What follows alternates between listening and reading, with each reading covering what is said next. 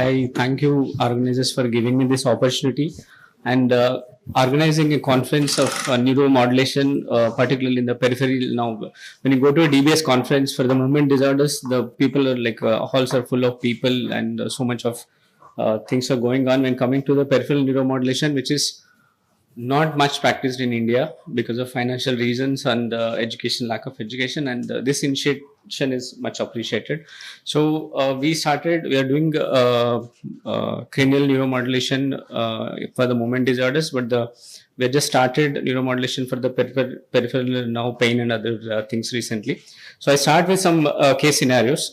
This is a 34-year-old male patient who underwent RMSOC for a hemispatial spasm outside and had a greater occipital nerve injury. Then he came with the complaints of shocks of 20 seconds duration with a VS score of 8 to 10 and more than 30 episodes per hour.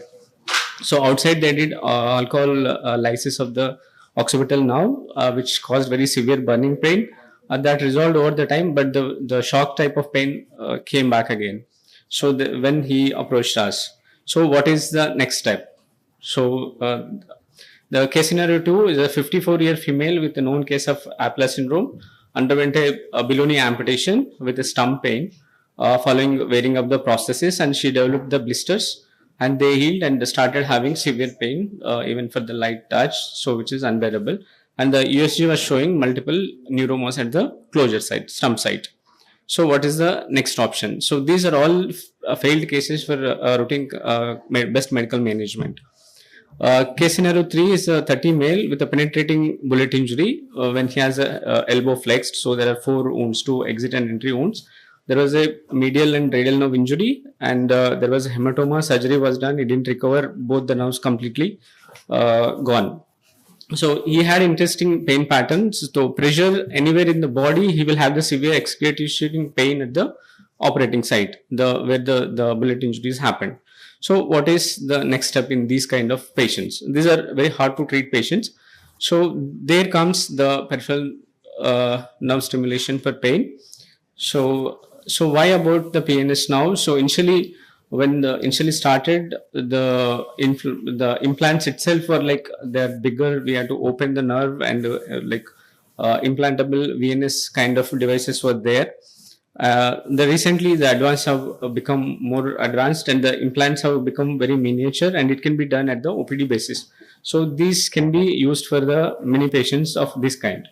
So coming to the history of peripheral nerve stimulation started, the first reports were published in 1962 and 67, but the percutaneous approach of the lead placement was started from 1999 onwards. So last 20 years, there was a tremendous improvement in the technology and the various companies have come with the various versions of miniatures of peripheral nerve stimulators. So these are technology. Initially, it was open surgeries where the lead was like encerclas type. We have to find the nerve and we have to do the open surgeries and all those things. But nowadays it is ultrasound guided or fluoroscopy guided placements, and most of them are daycare procedures. So this creates a major decreases the major surgical intervention to a daycare procedure. So the concept, since morning we are hearing the same things again and again. The mechanism of action, now we are well versed with it. The segmental, the gate control theory, or dorsal horn, decreasing the hyper-excitability, or activation of descending inhibitory pathways, and local neurotransmitter modulation. So these are the various devices. I don't think none of them are available. So in India, I think most of them are done with using sacral nerve stimulators or spinal cord stimulators. So the stimulating parameters, we use 3 types of parameters: the low frequency stimulation, mid-range stimulation, and high frequency. The usually low frequency stimulator, they stimulate the alpha beta fibers, which are mainly for the motor contraction. So most of these things will be used in hemiplegic shoulder pains or like low back pains where there is no other organic causes there. The mid-range most commonly used 20 to 100 Hz. So it has a sensory effect. So they cause paresthesias and vibration.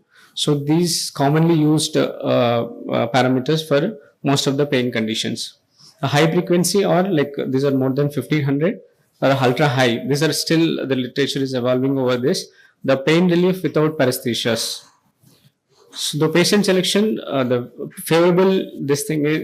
favorable profile will be well localized neuropathic pain or mixed pain mapping, particularly localized to a named nerve. Then pathology should be stable on all the surgically correctable things should be addressed. The failure of the optimized conservative therapy, and then the patient should have the realistic expectations. So these patients are good candidates for the peripheral nerve stimulators. Whereas the red flags come to the poorly defined widespread pains or uncontrolled psychiatric disease or contraindication to any surgical procedure. So what evidence says? So the evidence for the peripheral nerve stimulation is now it's very robust. Level 1, level 2 evidence is there. So more than 66% of the patients they will improve. Pain improvement is more than 50%. Level 3 evidence is mainly for the pelvic pain or refractory cluster headaches. There is a limited use of peripheral nerve stimulation. So these are the common indications: upper extremity, post-stroke shoulder pain, post-surgical trauma, peripheral neuralgia, post-surgery, craniofacial. We listened since morning that refractory migraine, then abdominopelvic, genitofemoral nerve. There's a low back pain, very common, multifidus, medial branch nerves, and cluneal pains. Lower extremity, all sorts of sciatic, femoral, common peroneal, metalgia, ankle pains or peripheral neuropathy. All this can be treated with the peripheral nerve stimulators. So these are other common indicators: occipital neuralgias, axillary or suprascapular pains, intercostal pains, post-herpetic neuralgias, or back pain, or pelvic, tibial or pudendal nerves. So what are the strategies for the PNS? So whenever we want to go for a PNS, we have to choose whether it will work for the patient. So how do we do it? So one way is like for a proper placement of the PNS lead, there's a one thing called nerve block. So you give a combination of lidocaine and bupivacaine and see if you are targeting the correct nerve. So if the pain is relieving with that, it will only show that the target is correct. So whether it is the nerve block doesn't depend on the long-term outcomes.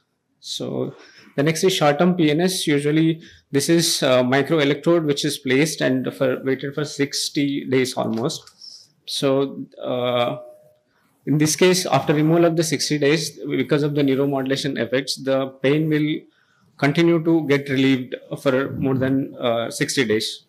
The trial period is usually for 1 week, and we place the lead and we'll see if the patient gets relief for more than 50% of the pain relief, and then we consider as a trial as a success and we implant the peripheral nerve stimulator. So most common technique is a day care procedures. So based on USG guided or fluoroscopy, but the fluoroscopy is when the bone nerve is particularly consistent with the bony anatomy, or other nerves we go with the ultrasound guided. So the lead is placed few away from the nerve. It should not be intraneurally and parallel to the nerve most of the times. And pulse width, frequency, amplitude have to be adjusted comfortable to the tolerable limits of paresthesia and motor contraction.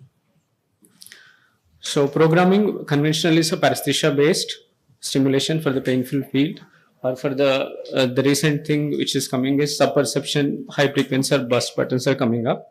So 60 to 70% of the patient achieve more than 50% of the pain reduction. And beyond the trial, the short duration trial, which is like a 60 days trial, can yield benefits lasting for months to years. The safety profile and complications, most adverse related to the device hardware, which are usually lead migration, irritation, or discomfort, infection, and the other neurological complications when we put the lead very close to the nerve or intraneural placement. So, peripheral nerve stimulator versus SCG or DRG. The strength of PNS is when the pain is localized to a particular nerve, the PNS will help, whereas spinal cord stimulator or DRG more regional or widespread pain syndromes. So for the case scenario one that we thought like greater occipital nerve injury with a pain shock, like he might benefit from the greater occipital nerve stimulation. For the stump pain, probably from a sciatic nerve neurostimulation, and penetrating bullet injury, which has a diffuse body spread. So he gets a pain in this hand whenever he apply pressure elsewhere. So this could be he could be benefited from cervical spinal cord stimulator, or that is more than the peripheral nerve stimulator. So peripheral nerve stimulation is also used for other functional indicators like fecal incontinence, epilepsy, central sleep apnea, obstructive sleep apnea, or the restless syndrome, etc. The future perspective would be the new lead designs which become more miniature and closed loop PNS and resolvable leads in case of where we want to keep limited time application like short term like 60 days. The smaller battery inclusive fully implantable devices that will allow more patient acceptability. So these are the other advantage. Take home message would be the PNS is applicable and has a good result when there is a discrete neuropathic pain or axial pain, which exhausted conservative management. Contemporary PNS is image guided, minimally invasive, and can be done at the daycare. And integrated neuromodulation program should include the neurosurgeon, neurology, and the pain physicians. Thank you.